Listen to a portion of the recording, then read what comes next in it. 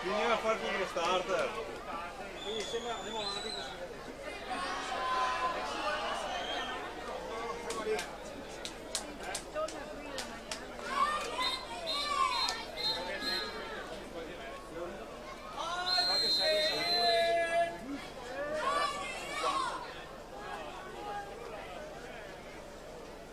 Ready your mark.